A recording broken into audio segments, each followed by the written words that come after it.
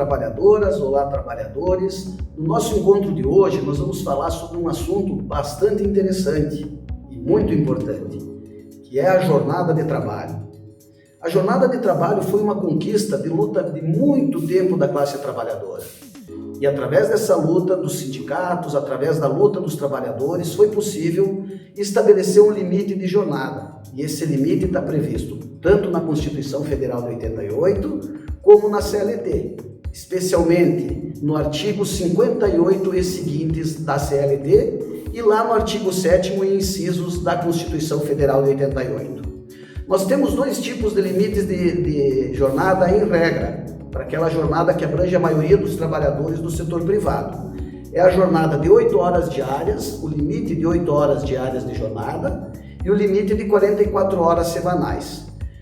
Em regra, tudo aquilo que for trabalhado acima desses dois limites é considerado hora extra de trabalho, horário extraordinário de trabalho. E esse horário extraordinário é remunerado com um adicional, que no caso, em regra, de no mínimo 50%, mas que pode ser alterado conforme nós já conversamos na Convenção Coletiva de Trabalho. Os limites da jornada de trabalho também podem ser alterados, mas essa alteração tem que ser feita através do acordo coletivo de trabalho, que é aquele instrumento de negociação entre uma empresa e entre o sindicato da categoria profissional, o sindicato dos trabalhadores. Normalmente esse limite é alterado para compensar a jornada dos sábados. Essa é uma proposta muito frequente, que atende aos interesses das empresas, que concentram a produção de segunda a sexta e que também permite com que os trabalhadores tenham o sábado como dia compensado e que, portanto, eles tenham folga no sábado e o descanso semanal remunerado no domingo, voltando ao seu trabalho apenas na segunda-feira. Essa modalidade normalmente é feita de algumas formas. A mais usual é que seja ampliada a jornada diária em 48 minutos. Então, ao invés de trabalhar 8 horas, o trabalhador vai laborar 8 horas e 48 minutos. Esses 48 minutos a mais, de segunda a sexta-feira, somam exatamente aquelas 4 horas que, eventualmente, ele trabalharia no sábado, que formaria a jornada padrão semanal de 44 horas semanais.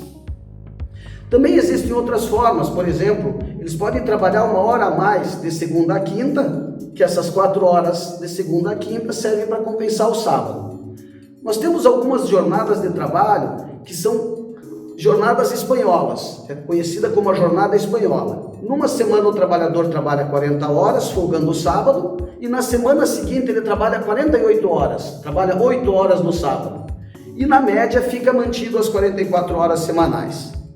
Para que essa semana que eles trabalharam 48 horas e para aqueles dias que eles trabalham além da 8ª diária, para compensar o sábado, é necessário que seja feito o acordo coletivo de trabalho. Então, é fundamental que o sindicato participe dessa negociação, converse com os trabalhadores e, através de uma assembleia específica, os trabalhadores vão deliberar e concordar com essa possibilidade de trabalhar um pouquinho a mais de segunda a sexta, por exemplo, e compensar a jornada do sábado. Esse é um dos acordos coletivos mais frequentes que a gente, no dia a dia, as entidades sindicais têm firmado com as empresas. Uma outra modalidade de compensação de jornada de trabalho, de redução do intervalo de trabalho, é muito frequente nos acordos coletivos de trabalho. Para toda jornada acima de 8 horas, entre 6 e 8 horas, no caso, respeitado o limite de 8 horas, é necessário um intervalo de no mínimo meia hora.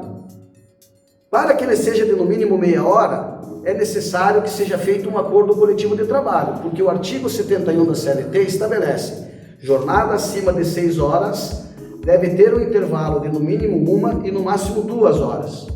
Portanto, para que ele seja reduzido ou ampliado, é necessário uma negociação coletiva de trabalho. E essa redução, por exemplo, para meia hora, ela pressupõe alguns requisitos.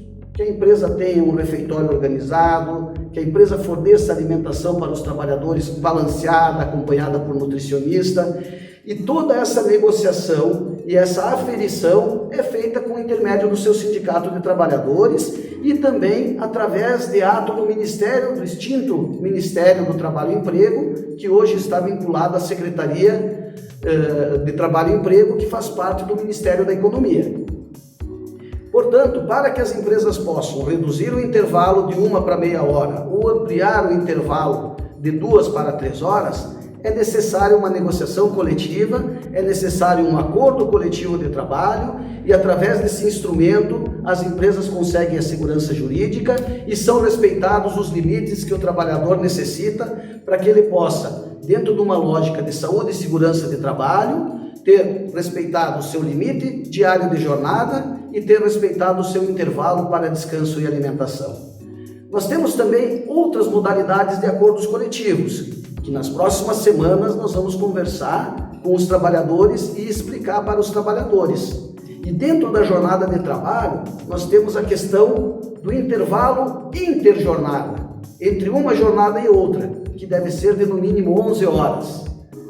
Assim, trabalhador, sabendo dos limites da jornada de trabalho, sabendo da necessidade de respeito aos intervalos e sabendo da possibilidade de, através de acordos coletivos de trabalho e da própria convenção coletiva de trabalho, nós temos conhecimento da amplitude da jornada de trabalho e seus limites, que, como já disse anteriormente, conquista histórica da classe trabalhadora e do movimento sindical brasileiro.